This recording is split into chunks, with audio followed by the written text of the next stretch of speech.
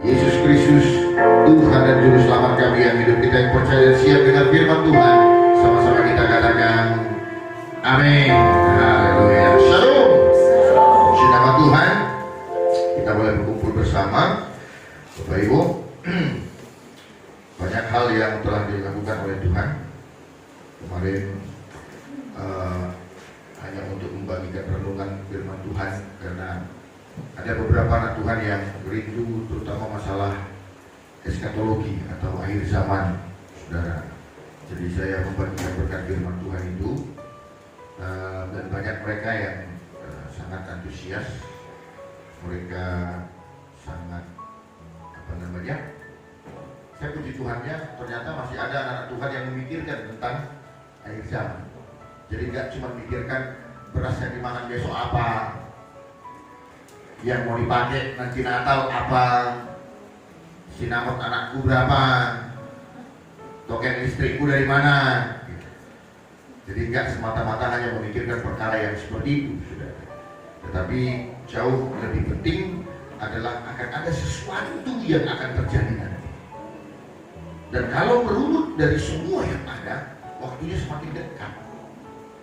Nah, hari ini kita bersyukur, kemarin kita baru merayakan hari Pentakosta, dan kita mau belajar bagaimana peran Roh Kudus di dalam kehidupan orang percaya. Jadi Tuhan kita itu sangat baik, saudara. Tidak pernah dalam sejarah kita, tidak pernah sekalipun Tuhan itu meninggalkan umatnya. Dia selalu mengingatkan umatnya supaya kita tidak terlena, supaya kita tidak tertidur, supaya kita terus awas dan berjaga-jaga. Lalu ketika dia dalam bentuk Yesus Kristus di tengah-tengah manusia, dia menunjukkan inilah bukti kasih yang sungguh dari Sang Pencipta, dari Allah yang Maha Besar itu. Di dalam Kristus Yesus dia disalibkan, supaya setiap orang boleh menjadi saksinya, supaya setiap orang melihat bahwasanya ini kenyataan yang terjadi, bukan cuma omong doang, bukan sekedar kata-katanya, tapi ada bukti yang bisa dilihat dan disaksikan.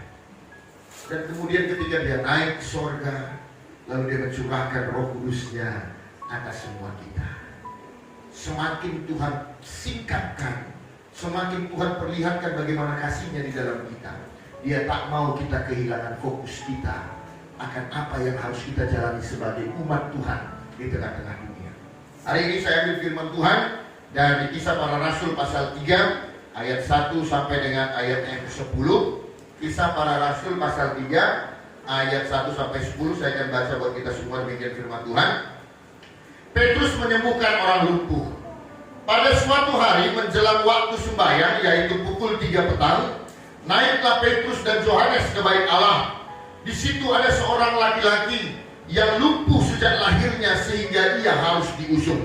Tiap-tiap hari orang itu diletakkan dekat pintu gerbang bait Allah yang bernama Gerbang Indah, yang meminta sedekah kepada orang yang masuk ke dalam bait Allah. Ketika orang itu melihat bahwa Petrus dan Yohanes hendak masuk ke bait Allah, ia meminta sedekah. Mereka menatap dia dan Petrus berkata, "Lihatlah kepada kami."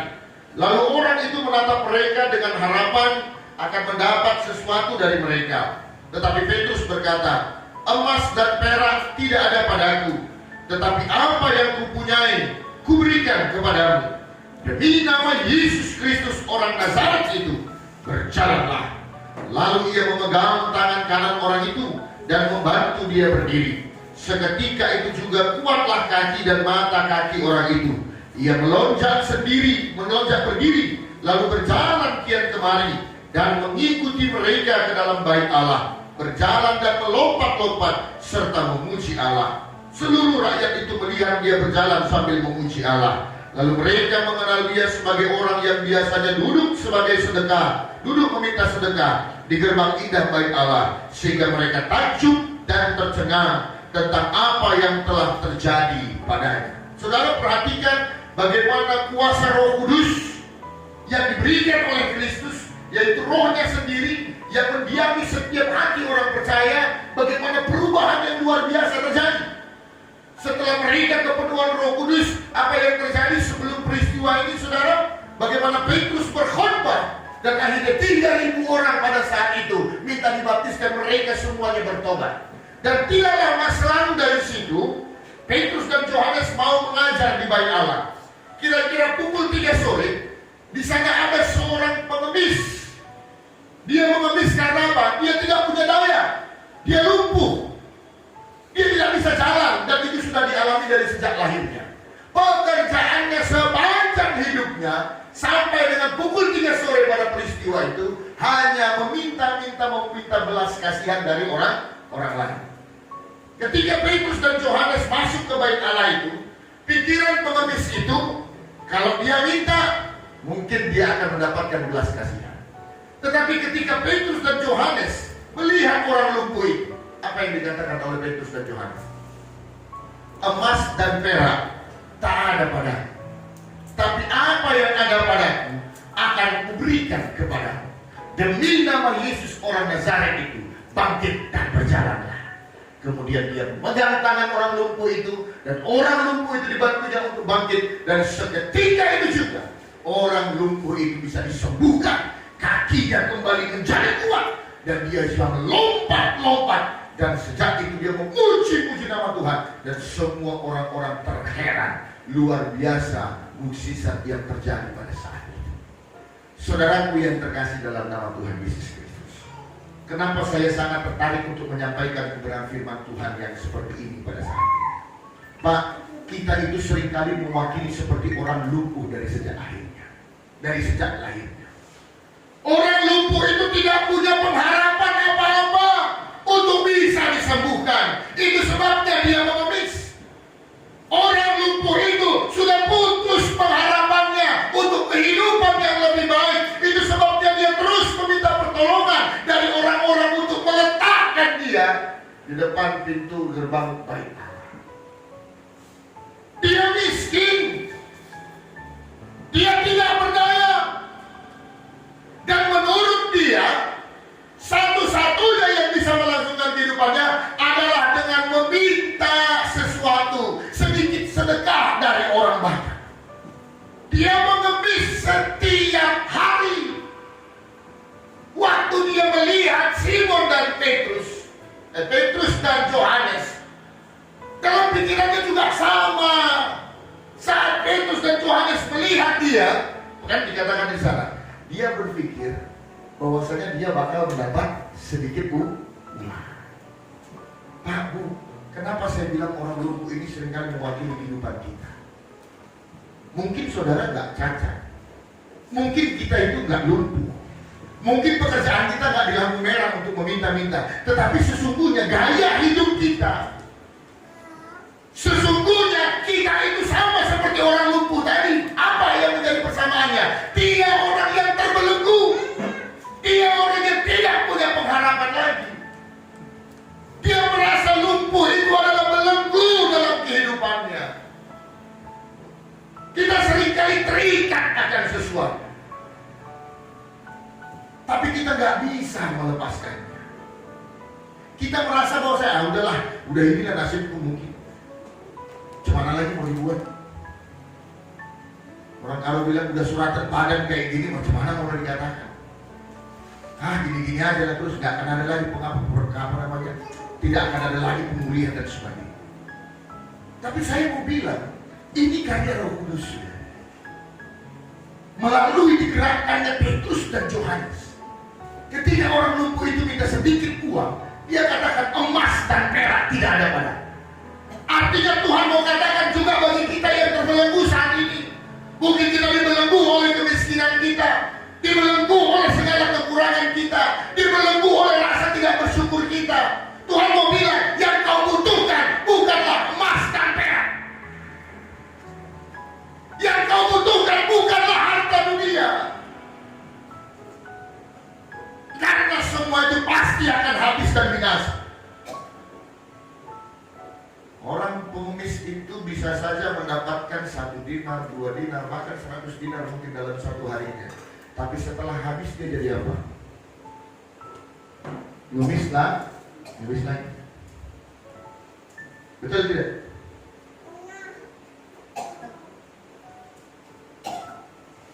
Kalau uang mau kayak mana pun dibuat, pasti habis.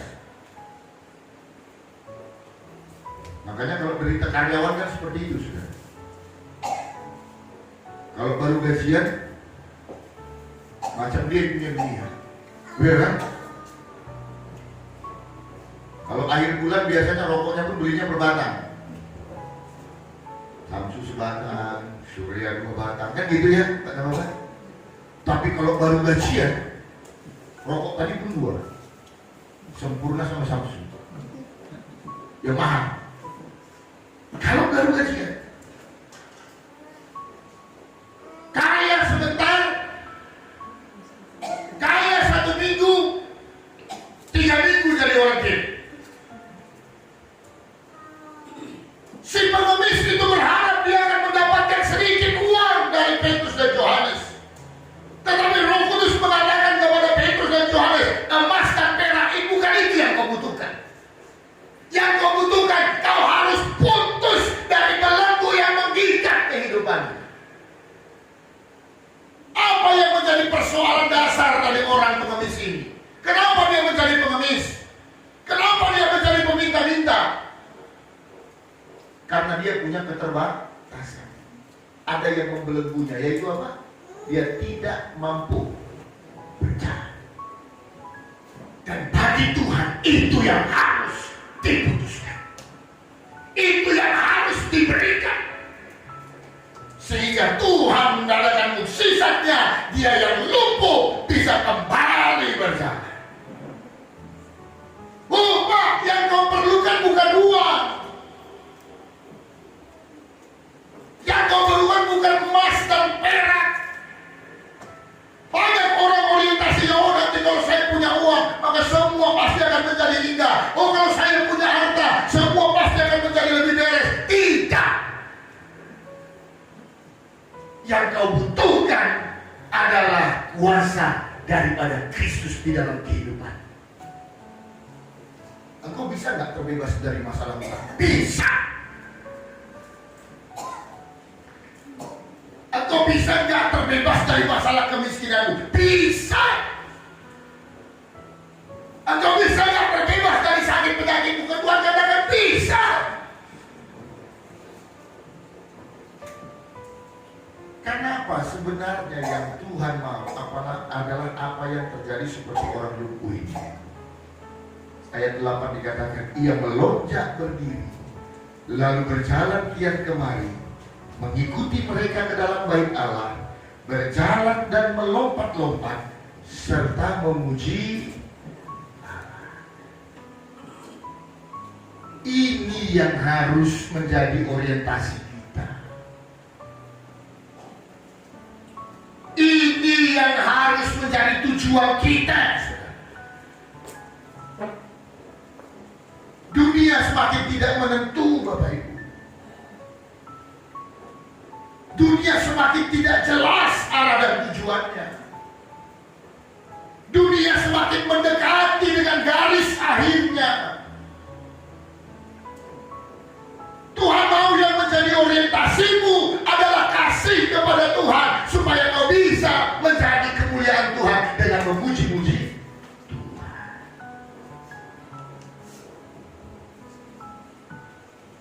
Jangan salah. Bangsa Israel dipilih Tuhan bukan karena dia bangsa yang baik. Bangsa Israel itu bangsa yang bebal. Tadi episode kita pembacaannya apa? Jangan kau keraskan hatimu seperti di masa dan Meriba. Mereka sebentar melihat mukjizat, sebentar pula menjadi orang yang murtad. Kita kan begitu. Saat doa kita dijawab, puji Tuhan, baik kali Tuhan itu. Besok lusa ada masalah lagi, kita juga marah-marah sama Tuhan. Padahal kemarin Tuhan baru tolong, hari ini gara-gara Tuhan tak jawab, terus kita marah dan menuntut Tuhan.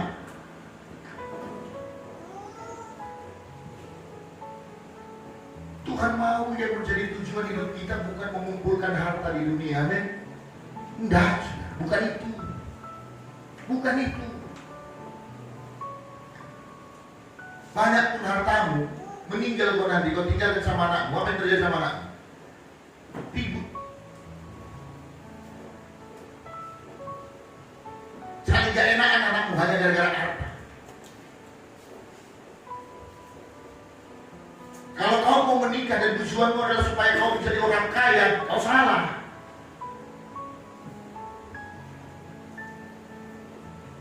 Kita menikah supaya kita mempermuliakan Tuhan dalam pernikahan kita. Kita menjadi kaya supaya kita juga bisa memberi dan itu menjadi kemuliaan bagi nama Tuhan. Dan Tuhan mau bilang apa? Bukan seperti keinginanmu yang harus kuperbuat. Bukan seperti apa maumu yang akan kuberikan. Tetapi apa yang menjadi mauku dan apa yang harus kau lakukan dalam kehidupanmu, itu yang akan kuberikan kepadamu. Petrus dan Yohanes tidak memberikan emas dan perak karena itu tidak akan berguna bagi orang miskin itu, bagi pengemis itu. Karena kalau emasnya habis, kalau peraknya habis, besok lusa dia akan mengemis lagi. Tetapi Tuhan mau kau harus sembuh, karena melalui kesembuhanmu engkau bisa mempermuliakan Tuhan. Itu yang Tuhan lakukan. Jadi kalau minta sama Tuhan, jangan kau anggap apa yang kau mau itu yang harus diberikan Tuhan. Belum tentu yang pikiranmu itu yang terbaik bagimu.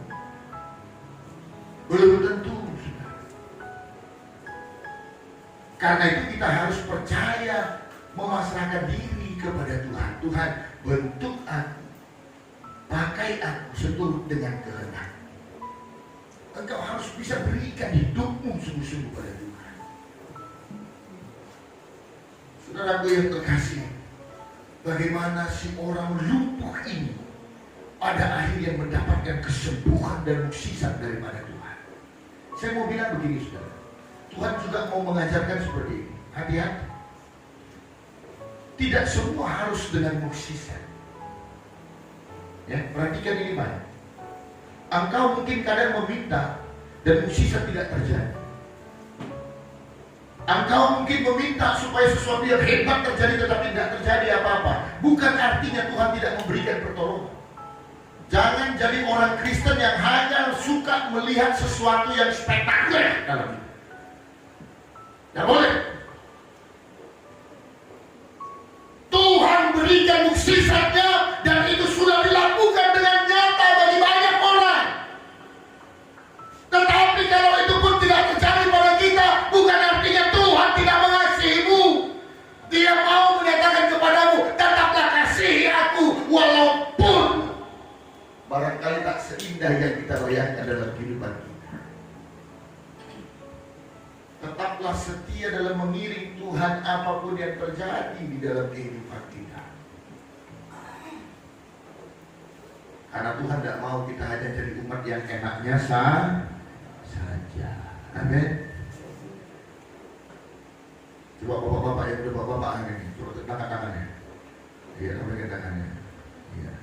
Mau punya istri yang tahu enaknya aja, Pak? Nggak mau. Bu, coba angkat tangannya Bu, yang ibu-ibu. Mau punya suami yang cuma enaknya aja Bu? Saat kau masih cantik, ya kan? Kayak apalah, umur nih ya kan? Kalau dulu ini dia sering tuh sama Pak Almarhum Pak Salibu, sering ke rumah saya sore-sore masih SMA, karena pakai baju seragam juga sore-sore. Ada bedanya nggak setelah jadi emak-emak? Ada.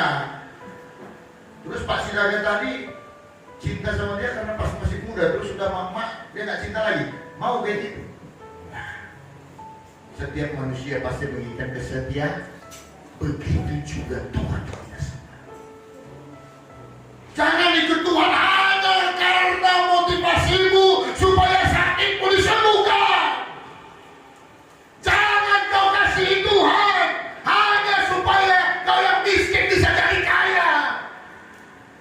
Jangan kau kasih Tuhan supaya Tuhan akan berikan fasilitas yang terbaik dan kelas 1 di dalam kehidupanmu. Jangan, bukan itu yang jadi motivasi. Kau mengasihi Tuhanmu, kau mengasihi Allahmu karena kau tahu Dia sudah memberikan yang terbaik di dalam kehidupanmu. Amin. Bukan karena apa yang harus Dia berikan kepadamu, tetapi karena kau tahu dan menyadari Tuhan sudah memberikan yang terbaik di dalam kehidupanku. Pak Bu, percayalah, penggenapan dari segala sesuatunya sudah mulai mendekati dengan sana. Sudah sangat mendekati. Semua nubuatan-nubuatan itu sudah mulai tergenap. Stop, Pak. Jangan mau diperbudak oleh dunia ini, amin. Jangan kau menjadi susah hanya gara-gara uang yang sedikit atau uang yang banyak. Kau harus jadi susah kalau saya belum bisa memuliakan Tuhan dalam hidup saya. Kau harus susah karena itu. Jangan susah hanya gara-gara mikirkan tokenku besok apa, dari mana yang akan ku dapatkan. Tidak usah susah lagi karena itu. Susahlah ketika saya kenapa tidak bisa mewartakan kabar baik. Kenapa saya tidak bisa melayani Tuhan. Kenapa saya juga masih berkira bagi Tuhan. Itu yang harus jadi kesusahanmu.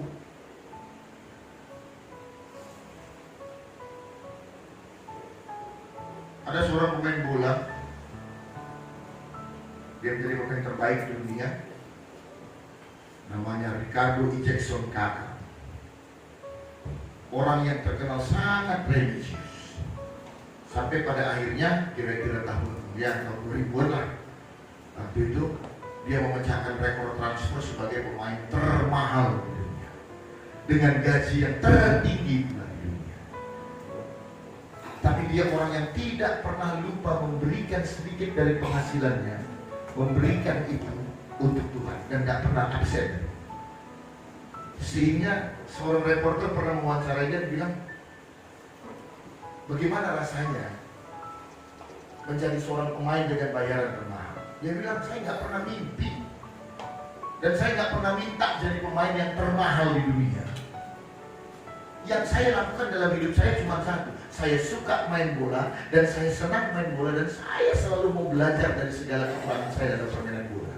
Dan itu membawa saya sampai ke puncak seperti sekarang. Pak Bu, makin kau kejar dunia, makin tak kau dapat. Kau dapat, sulit akan kau cari. Makin kau kasihi dunia, makin dia akan menjauhimu. Kalaupun dia mendekatimu, maka itu akan membawa kehancuran dalam kehidupan.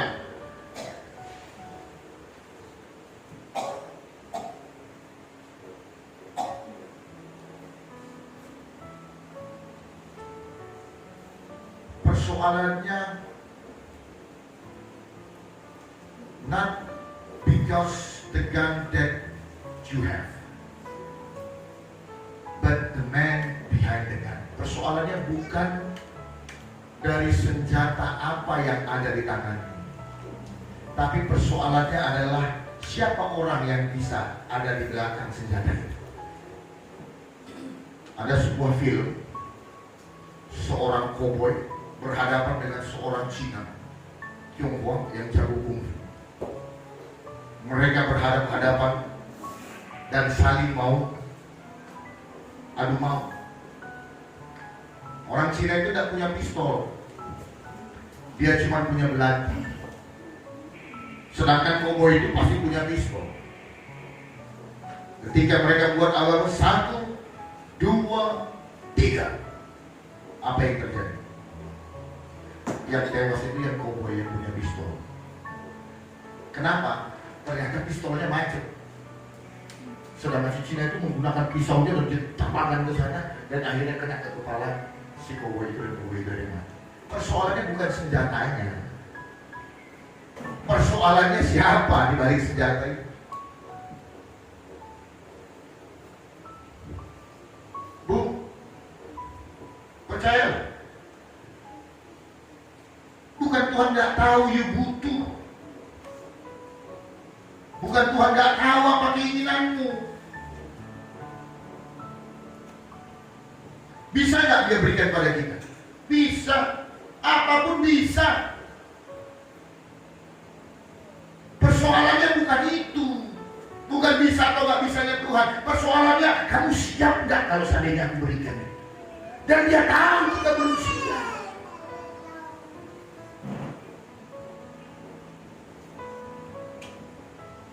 Kemarin dapat hibah handphone Reno 3, RAM-nya 8. Memori 128. Dalam hati, kasih sama anakku si Daniel ini, malah senang kali jadi kupikir. Iya kan? Tapi setelah kupikir lagi, sekarang aja cuma punya handphone RAM 3, 64 GB. Saya main terus sampai dengan sekarang. Konon lagi yang RAM-nya 8, yang grafisnya ada jauh lebih tinggi, mau jadi apa? Tuhan pun begitu. Bukan dia gak sanggup untuk memberikanmu, bukan dia gak sanggup menitipkan kepadamu. Kalau sekarang aku berikan kepadamu, kamu belum siap. Akhirnya apa? Kau jauh dan binasa dariku, kata Tuhan. Miskin aja berbuat sombong, kalau lagi kaya. Adil. Banyak orang miskin sombong. Lain.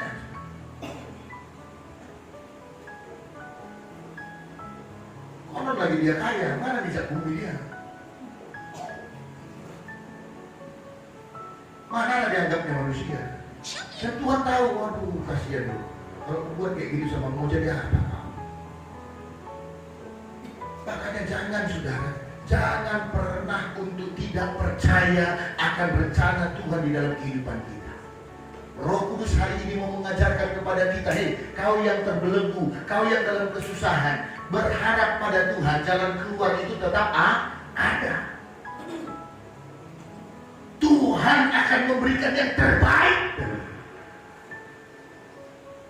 Tuhan pasti akan membebaskanmu supaya kau terlepas dari belenggu apapun. Dan Tuhan tahu yang terbaik bagimu bukan emas dan perak, tetapi bagaimana jiwamu diselamatkan dulu. Apa artinya kau punya seisi dunia, kata Yesus, tapi kau akan kehilangan sorga nantinya. Kaya raya pun kita kaya lah mulai hari ini contohnya. Umurmu berapa dong? 39. Tiba-tiba pulang dari sini, datang paket 1 karton uang kontan semua 100.000, 3 miliar. Puji Tuhan, minggu depan diantaranya persepuluhannya, jangan 3.000. Dia bangun usaha segala macam, jadi orang kaya mulai dari hari. Umurku cuma 60, kasih Tuhan. Berarti cuma berapa tahun menikmati? 20 tahun.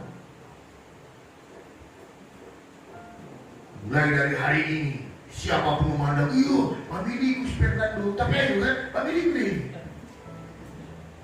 Nah, juragan kos-kosan itu kan, iyo, Pak Bidi Gus.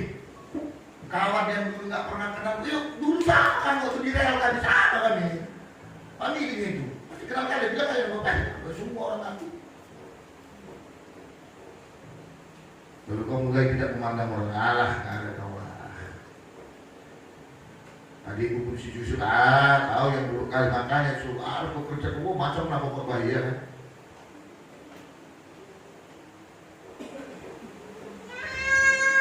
Dua 20 tahun cuma kau nikmati jadi orang kaya. Siap itu mati. Terus apa? Kau nikmati kesengsaraan seumur hidup yang tidak akan ada habis-habisnya dalam hidup. Mana kau ini? 20 tahun menikmati dunia dan kehilangan keselamatan selama-lamanya. Atau lebih baiklah aku apa adanya di dunia, tetapi aku akan berbahagia bersama dengan Tuhanmu selama-lamanya dalam hidup. Mana yang kau pilih? Saya akan pilih, saya tidak akan menikmati dunia, tapi saya akan bersama-sama dengan Tuhan saya. Amin. Sudah. Tuhan pasti akan berikan yang terbaik buat kita, seturut dengan kehendak. Dan apa yang menjadi orientasi dan tujuan kita? Hendaklah kita seperti orang luput ini yang Tuhan mau. Kita jadi orang yang memuji-muji Tuhan. Sekarang banyak orang butuh, banyak orang sekarang sudah mendeli, banyak orang sekarang sudah terpuruk, banyak orang sekarang sudah lemah. Kitalah yang di ruangan ini yang menguatkan mereka kau punya Tuhan yang memperhatikan dan akan menolong kehidupan. Kita yang harus melakukan itu, saudara. Dan itu yang Tuhan mau di dalam hidup kita. Dunia tak perlu dikejar. Karena pada akhirnya, kalau waktunya tiba, Tuhan pasti akan memberikannya bagi kita semua. Amin. Tuhan akan pulihkan kita. Tuhan pasti akan tolong kita. Tuhan pasti sediakan apa yang menjadi kebutuhan kita yang mendasar. Tuhan pasti akan berikan buat kita. Karena itu, saudara, yang jadi orientasi mulai dari hari ini. Bukan minta Tuhan sembuhkan. Terus kalau sembuh, ya kan, lupa juga sama Tuhan. Tuhan, buat aku kaya, buat Tuhan kaya. Lambai juga, nyatain ya Tuhan. Persembahanmu tetapnya segitu-segitu juga, 2.000 kali 3, 6.000. Penghasilan udah 10 tetap juga, 6.000. Penghasilan 100 juta tetap juga, 6.000. Karena apa? Jangan salah, orang makin kaya makin pelit, betul? Perhatikan maksudnya. Karena apa? Takut dia berkurang. Kalau kita ini apa? Nggak apa-apa itu. Makanya sekarang kita kalau misalnya apa-apa sebentar terkumpul. Kita perlu duit 2 juta, nggak sampai 2 minggu selesai, ya kan? Karena masih biasa-biasa semua. Tapi coba ada yang kaya-kaya di jemaat ini. Kita butuh 2 juta, tak lupa, apa Pak? Kali lah, nggak usah kayak gitulah. Apalah mereka, banyak protes ini. Masih enggak. Jadi nggak usah. Orang makin kaya pasti makin kaya. Karena apa? Dia takut berkurang. Jadi hidup itu apa adanya. Yang penting Tuhan sudah berikan yang menjadi kebutuhan sudah. Jangan kau ribut sama suamimu hanya gara-gara masalah materi, ya, jangan kau marahi anakmu hanya gara-gara kau nggak punya apa-apa. Jangan kau sensitif sama itomu, sama peranmu, sama apamu hanya gara-gara uang yang tak ada. Nggak usah. Tinggal di sini. Carilah kekekalan. Yang penting jiwaku selamat. Aku tetap bersyukur pada Tuhan apapun yang hari ini aku terima. Aku tetap bersyukur pada Tuhan apapun yang saat ini sedang ada padaku. Tetap saja bersyukur. Kunci daripada berkat itu dialirkan adalah orang-orang yang tahu untuk bersyukur. Mensyukuri apa yang diberikan Tuhan sudah. Kau bisa makan cukup. Kau sudah bisa minum, kau bisa memakai pakaian apa yang ada padamu. Sudah cukup. Amin. Amin. Kita mau tidak bertengkar hanya gara-gara materi, amin. Tetap damai suami dan istri. Tetap damai orang tua dan anak-anak. Tidak usah ungkit. Aduh, kalau anakku siapa itu memang, kalau itu paling parah lagi, paling luar biasa. Otaknya itu cuma ada kerja dari kecil, ngapain? Tapi ngasih sama orang tua, lebih parah. Baguslah tuh kalau manusia cuma lah. Kalau anjing tadi udah bisa jual katanya kan? Dia manusia macam mana jualnya katanya? Sampai begitu tunjukin anak. Udah biarin. Doakan anakmu supaya banyak berkatnya. Hanya doa yang bisa mengubahkan orang. Kalau hari ini kau belum disembuhkan, biarin. Tuhan, aku bersyukur kalau masih ada sakit dalam kehidupanku, tapi itu tidak akan menghalangiku untuk tetap puji-puji nama Tuhan. Tuhan, umurku semakin tua, makin payah aku untuk jalan, makin sulit aku untuk bergerak. Bersyukur saja Tuhan, jadikan aku sebagai orang tua yang tetap bisa membimbing anak-anakku menjadi berkat bagi anak dan cucuku. Itu saja. Kekekalan akan menanti. Segala sesuatunya akan sementara, termasuk penderitaan. Tapi pada akhirnya orang yang setia di dalam penderitaan, setia di dalam kesesatan, dia yang akan mewarisi segala yang baik dari Tuhan nantinya di dalam kekekalan. Amin. Jadi jangan bertengkar hanya gara-gara perkara dunia. Jangan ribut hanya gara-gara perkara dunia. Jangan susah hati gara-gara perkara-perkara dunia. Tuhan akan berikan itu kepadamu. Tuhan akan gantikan itu dengan sukacita. Setidaknya pada saat kekekalan nanti, engkau akan bersama-sama dengan Tuhan. Kita bersama-sama dengan Tuhan kita bersukacita bersama-sama dengan Tuhan. Amin. Kita bersatu di dalam doa. Terima kasih Bapa kami yang baik. Terima kasihlah kami yang hidup. Kami bersyukur Tuhan kalau hari ini kami sudah mendengarkan kebenaran firman-Mu. Mari Bapa, kebenaran firman yang sudah kami dengarkan hari ini kiranya menjadi berkat bagi kami. Sungguh Tuhan, cara kerja-Mu luar biasa. Engkau tidak menginginkan Tuhan supaya kami mengasihi dunia ini, tetapi Engkau tahu yang terbaik buat kami, dan Engkau memberikan yang terbaik bagi kami. Tuhan Yesus, Engkau tolong kami, supaya Bapa, yang Kau berikan bagi kami sungguh menjadi berkat. Kami bisa mempermuliakan Tuhan melalui semua yang Kau beri bagi kami. Terima kasih Bapa.